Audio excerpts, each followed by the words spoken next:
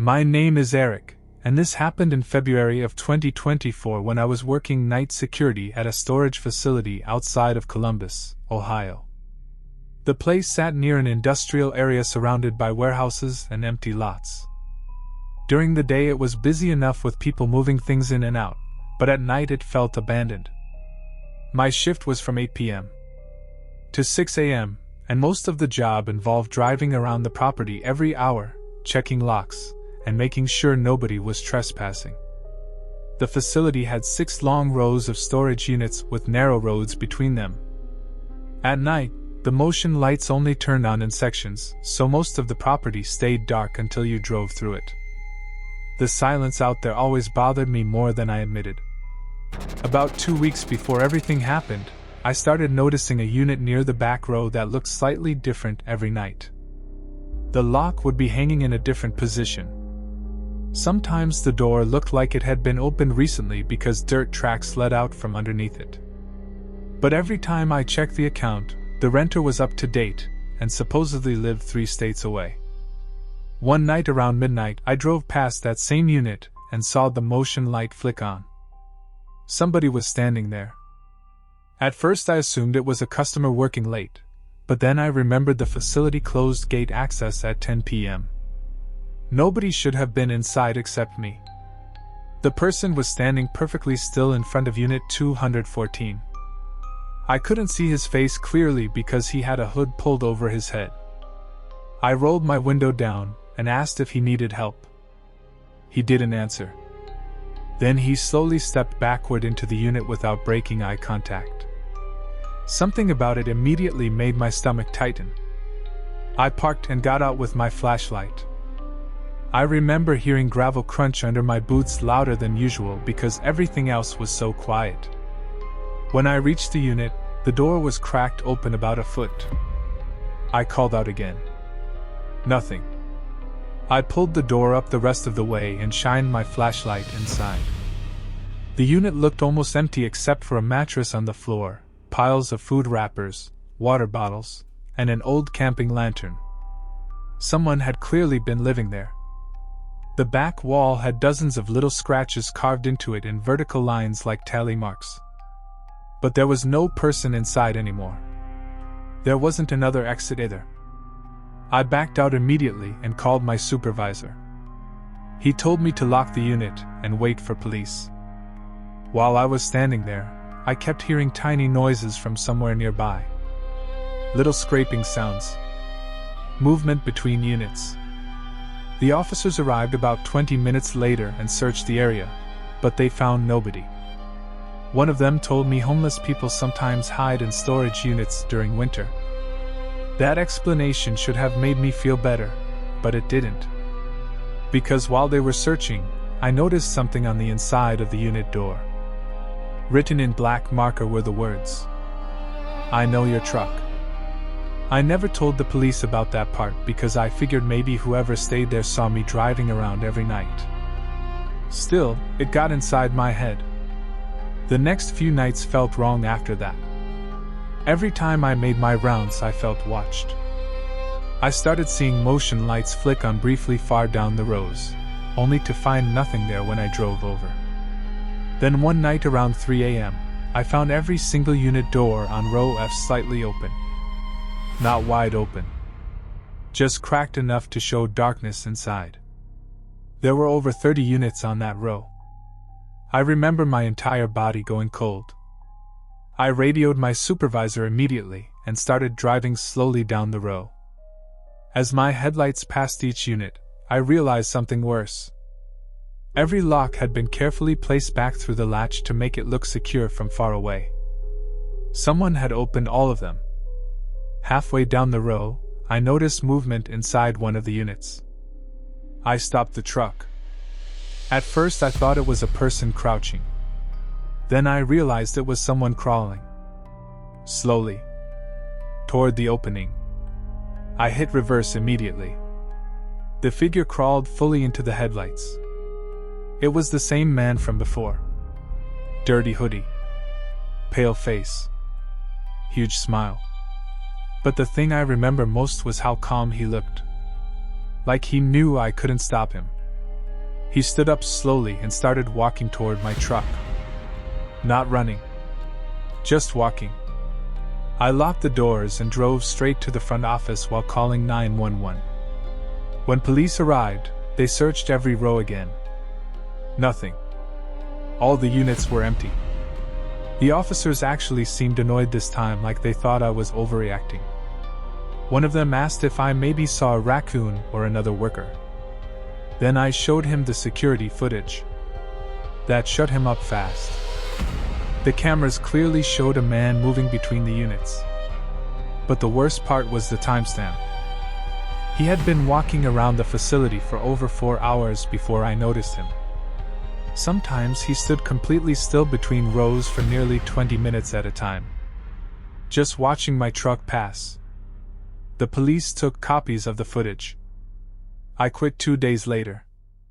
About a month after I left, my old supervisor called me. Police had finally identified the man. He was connected to several break-ins across storage facilities in 2 states. But they never found him. What bothered me most was what my supervisor told me before hanging up. Apparently, when police searched Unit 214 more thoroughly, they found a notebook hidden under the mattress. Inside were descriptions of employees. What time they arrived. What vehicles they drove. When they took breaks. And pages about me specifically. The last entry only said, "He finally noticed me." In 2023, I worked the overnight bus route in Milwaukee. I had been driving city buses for about 6 years, and honestly, the late routes were usually peaceful. Most passengers were exhausted workers, drunk college kids, or people trying to get home after bars closed. Route 8 was different though. The route ran through quieter industrial streets after midnight, and by the last few stops there were usually only 1 or 2 people left on the bus. One Friday during winter, I picked up a man around 1:15 in the morning near an empty shopping plaza.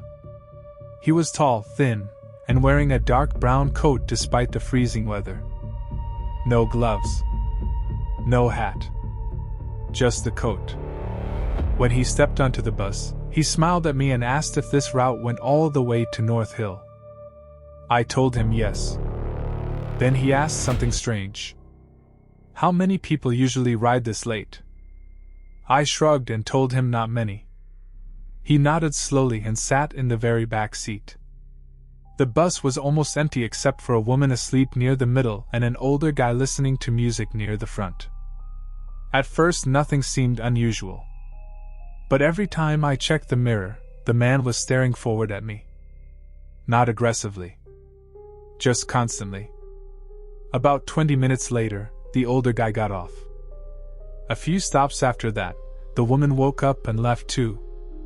Now it was just me and him. I remember feeling suddenly aware of how quiet the bus had become. The heater rattled softly. Streetlights flashed through the windows. And every time I looked in the mirror, he was still watching me. Eventually he stood up and walked halfway down the aisle. Then he stopped beside the emergency exit. "You drive this route every week?" he asked. Something about the way he said it made me lie. I told him I normally drove daytime routes. He smiled a little like he knew I was lying. Then he sat back down. At around 2 a.m., I pulled into one of the final stops. He still hadn't gotten off. I turned slightly and asked if he missed his stop. He said no. Then he asked if I ever got scared driving alone at night. I laughed awkwardly and told him not really. He looked out the window for a long time before quietly saying, "You should." I didn't answer after that. The next stop was near a closed factory area with almost no lights. That's when the bus suddenly lost power for a second. Everything went dark. Just for maybe 2 seconds. But when the lights came back on, the man was standing directly behind my seat. I nearly jumped. I asked what he was doing and told him to sit down. He ignored the question completely. Instead, he leaned slightly closer and asked, Do you know how long it would take someone to hear you scream out here? I slammed the brakes harder than I meant to. He grabbed the rail and laughed softly. Then he walked calmly back to his seat. At that point I radioed dispatch pretending there was a mechanical issue so they'd stay on the line with me. The dispatcher could probably hear panic in my voice because she immediately asked if I was okay.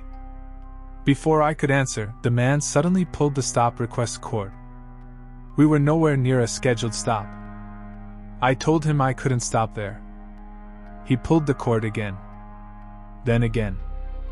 Over and over. The bell kept dinging through the empty bus. Finally, I saw headlights approaching from behind. Another city bus. The second bus got close enough that its headlights filled my mirrors.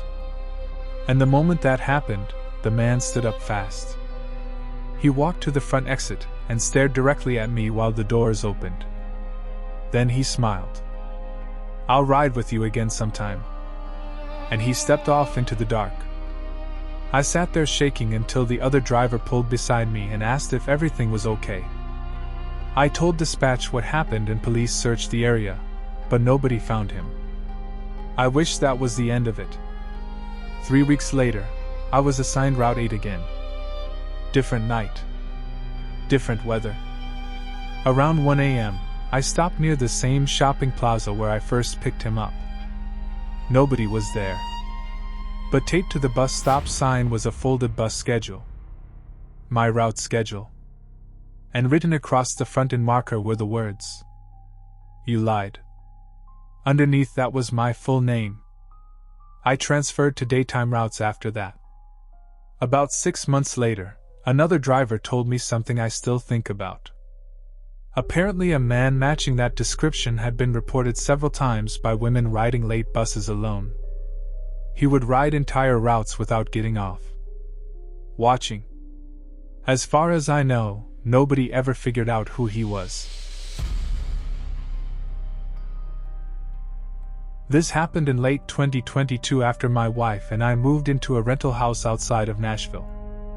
We had our first child a few months earlier, and the house seemed perfect at the time. Quiet neighborhood.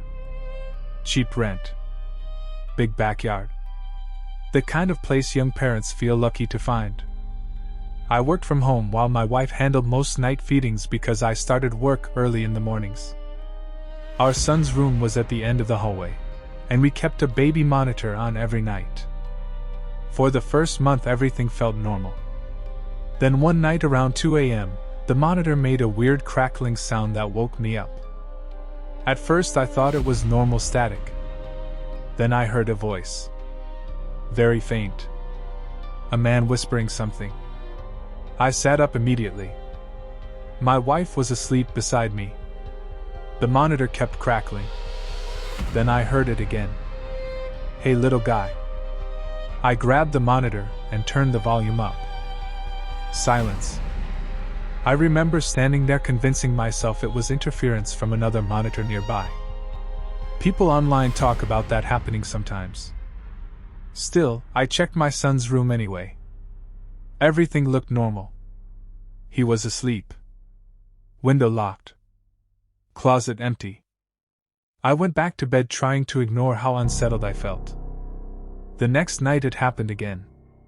This time the whispering lasted longer. I couldn't understand every word, but I clearly heard. "Are your parents sleeping?" That made my blood run cold. I woke my wife immediately. She listened too. Right as she picked up the monitor, the voice laughed softly. Not loud.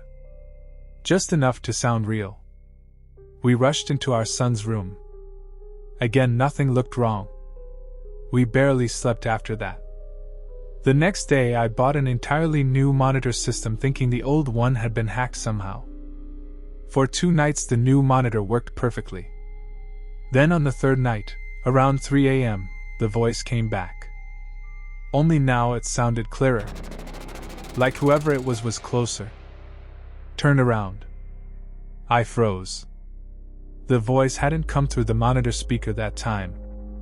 It came through the monitor camera itself. I slowly looked toward the nursery feed. The camera angles showed the crib, the rocking chair, and part of the closet door. The closet door was open slightly. I knew for a fact we closed it before bed. I grabbed the baseball bat beside the bed and ran down the hallway. My wife called 911 behind me. I threw the nursery door open and turned the lights on. Nobody was inside. But the closet door was moving slightly, like it had just been touched. I yanked it open. Empty. The police arrived within minutes and searched the entire house. Nothing. One officer suggested maybe the monitor was picking up radio frequencies again. But another officer noticed muddy footprints outside beneath the nursery window. The window itself was locked. Still, the footprints were fresh. After that, I installed cameras around the property. For about 2 weeks, nothing happened. Then one morning I reviewed footage from overnight after hearing noises outside. At around 2:47 a.m., one camera captured a figure standing beside our backyard fence. Just standing there facing the house. The person stayed motionless for almost 12 minutes. Then slowly walked out of frame. The next night it happened again. Different camera. Same person. Always standing still. Watching the nursery window. Police increased patrols but never found anyone. My wife wanted to move immediately, but financially we couldn't. Then came the worst night. I woke up around 1:30 a.m. because the monitor suddenly activated. There was no static this time.